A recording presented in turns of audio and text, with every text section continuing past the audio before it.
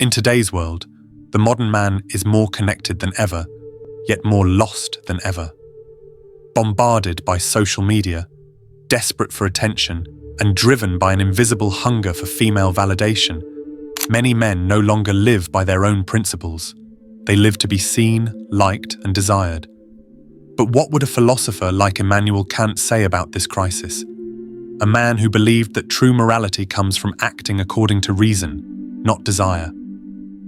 In this video, we'll uncover how the endless pursuit of female approval weakens the soul, corrupts character, and undermines a man's freedom, and why Kant would call this dependency a form of self-imposed slavery. In today's hyper-connected digital world, something strange has happened to the modern man. Beneath the polished Instagram profiles, the perfectly staged gym photos, and the carefully curated dating app bios lies a quiet desperation. Men are no longer striving to be good, they're striving to be seen as desirable. Their actions, speech, even values, are increasingly shaped by an invisible force, the need for female validation. This need is often so deeply embedded, so normalized, that most don't even recognize it. They hit the gym not to improve themselves, but to attract a gaze.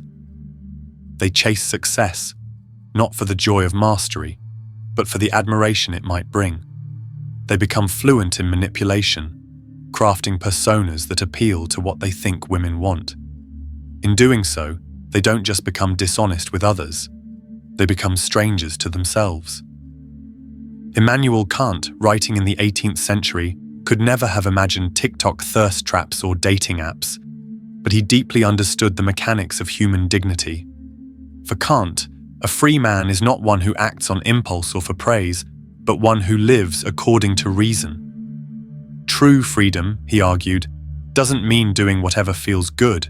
It means doing what is right, because you chose it through rational thought. When a man becomes addicted to female validation, he surrenders this freedom. He becomes reactive, dependent, and easily manipulated. He might believe he's chasing pleasure or love, but he's actually obeying the shifting standards of approval set by others. And the more he obeys, the more he loses the ability to think and act for himself. Kant warned of this. In his famous essay, What is Enlightenment? He defined immaturity as the inability to use one's own understanding without guidance from another. Many modern men live in that exact state, not intellectually perhaps, but emotionally. They wait to be told they're worthy. They adjust their behavior based on whether they're getting attention.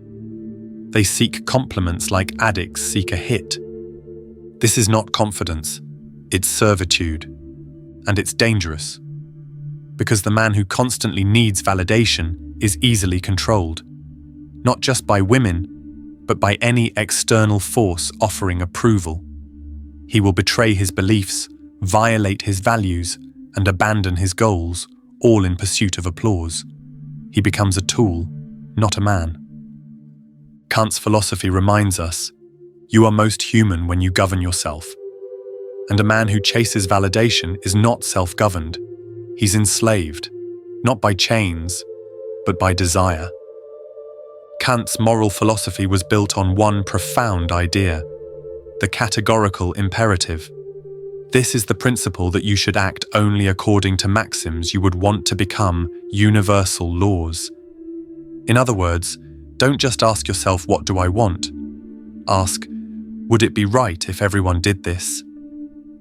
This idea demands integrity, self-awareness, and the courage to choose what is good over what is gratifying. But when men are driven by the need for validation, they abandon this principle entirely.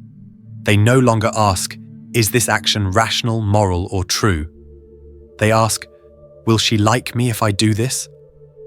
Their behavior becomes performative. Their morality becomes flexible. Their internal compass becomes irrelevant. The result? They lose their sense of duty, to themselves, to others, and to truth. When a man posts a fake version of himself online just to get female attention, he is not acting from duty. He's acting from desperation. When he suppresses his real thoughts because he's afraid a woman might disapprove, he's not being moral, he's being submissive. His life becomes a series of calculated performances, designed not for truth, but for praise. Kant would say this is a complete inversion of the moral life. According to Kant, to be moral is to be autonomous, to act from one's own reason, not from fear or desire. And yet, modern men are often slaves to emotional whims, not only their own, but the emotional reactions of others.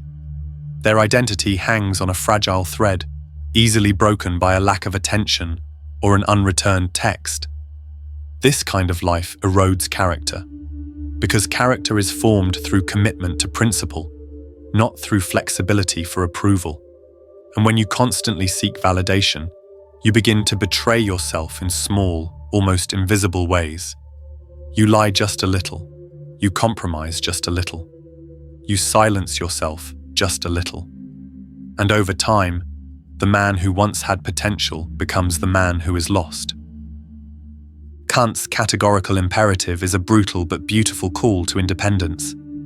It asks you to be the author of your own moral code, to live by what is right, not what is popular. It demands that you stand tall even when standing alone.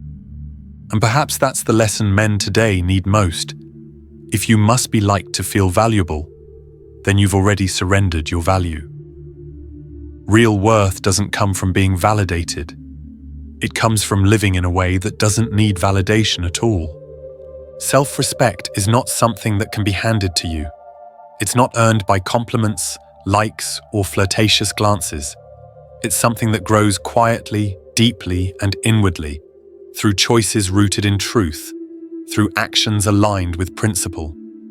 But when a man becomes consumed by the pursuit of validation, especially from women, he begins to erode this inner foundation. Slowly, almost imperceptibly, he starts to trade self-respect for momentary approval, and in doing so, he loses the very thing that makes him strong. A man who constantly needs to be affirmed cannot trust himself.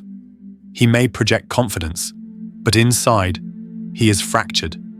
He doesn't act because he believes, it's because he hopes to be seen. He doesn't speak because he knows, it's because he wants to be liked. This constant turning outward, this endless search for recognition, turns the man into an actor.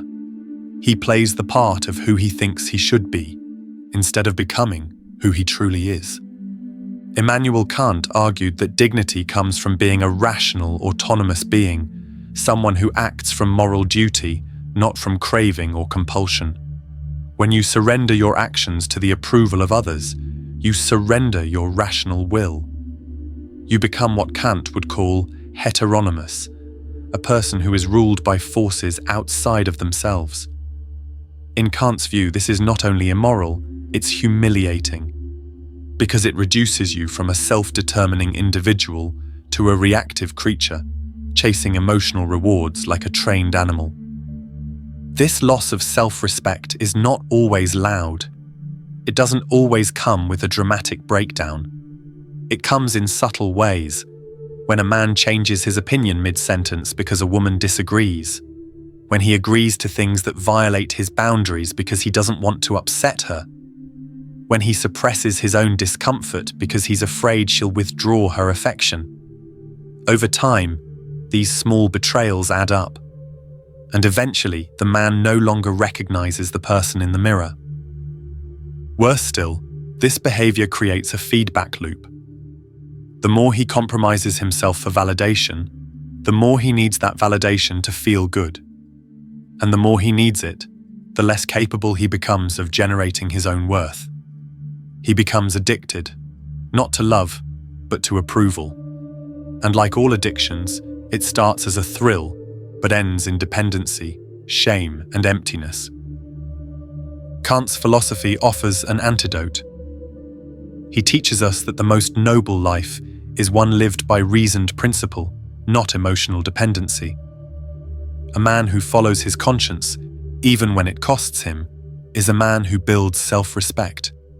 Because every time he chooses truth over comfort, discipline over impulse, dignity over desire, He reinforces the message, I am enough as I am. I do not need to be someone else to be worthy. That is the soil where real confidence grows, not from external affirmation, but from internal alignment. And only when a man no longer depends on validation can he offer love, strength, and leadership from a place of wholeness. Kant famously described enlightenment as man's emergence from his self-imposed immaturity. He said that immaturity is the inability to use one's own understanding without the guidance of another. What he meant was this: as long as you let others tell you who you are not free. You are not grown. You are not truly alive. Nowhere is this more visible than in the modern man's relationship with desire, especially sexual and emotional desire. A man may appear physically mature, financially successful, socially competent, but if he is ruled by his craving for attention, affection, or validation, he is still in chains. He may not see the prison, but he lives in it. This is the paradox of desire. It promises freedom but delivers enslavement. The man who thinks he is chasing happiness is often running deeper into dependence. Every like, every text, every smile becomes a hit of dopamine, and soon he can't function without it. He's no longer driven by goals, vision, or virtue. He's driven by need. Kant would call this the opposite of enlightenment. Because a truly free man is not controlled by his appetites. He doesn't bow to his urges. He doesn't act because something feels good. He acts because it is right. This kind of man may still feel desire, but he is not ruled by it. He sees it, acknowledges it, and chooses consciously how to respond. That is power. That is freedom. Unfortunately, most men today are not taught to master their desires. They are taught to feed them. From advertising to entertainment to the toxic pickup culture, everything tells a man, your worth is in how many women want you. And so he builds his life around chasing that feeling. But what happens when the attention stops? What happens when the desire isn't returned? The man collapses because he never built himself on solid ground to begin with. Kant's message cuts through all of this noise with terrifying clarity. You are not a beast, he says. You are not a machine. You are a moral agent. You were born to choose, not just to react. And the highest form of human dignity is the ability to act not because of pleasure or pain, but because of principle. So when a man chooses discipline over indulgence, when he says no to temptation not out of fear but out of integrity, when he values truth over flattery, he steps into his full humanity. He is no longer a boy chasing comfort. He is a man creating meaning.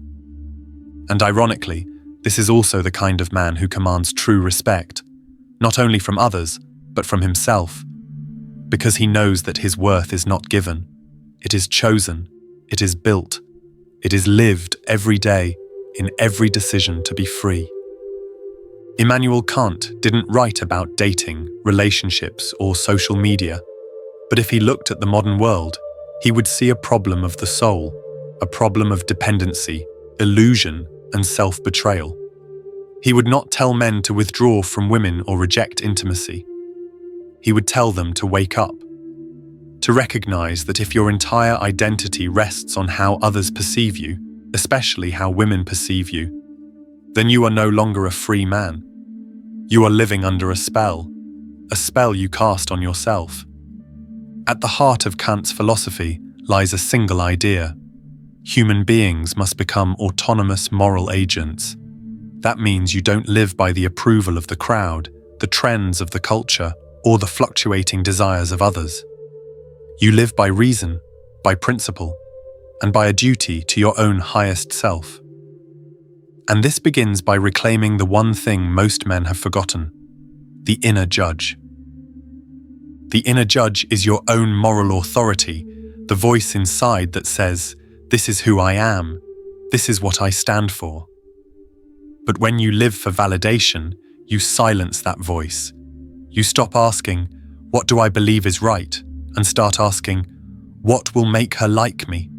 You replace judgment with guessing, integrity with performance, the deep truth of who you are with the shallow image of who you think you should be. This is a dangerous exchange, because once you outsource your sense of worth to someone else, you give them the power to destroy you. If her attention lifts you up, then her rejection will crush you. If her smile makes you feel alive, then her silence will feel like death. You become emotionally fragile, constantly looking outward to feel stable inward. And when that validation isn't given, your whole identity trembles. But the inner judge, when reclaimed, is the only voice that can never be taken from you. Kant believed that inside every person is the capacity for rational thought, for moral clarity, and for self-determination. This is not arrogance. This is not isolation. This is the foundation of dignity, because when you act according to your own reasoned judgment, not the whims of desire, you become your own master. Most men never do this, not because they're incapable, but because they're afraid. Afraid to be disliked, afraid to be alone, afraid to disappoint. So they lie, they shrink, they pretend. They become everything they think the world wants, and in doing so, they lose the one thing the world can never give back, themselves. Reclaiming the inner judge means facing that fear and refusing to run. It means sitting with the discomfort of rejection and saying, I am still whole.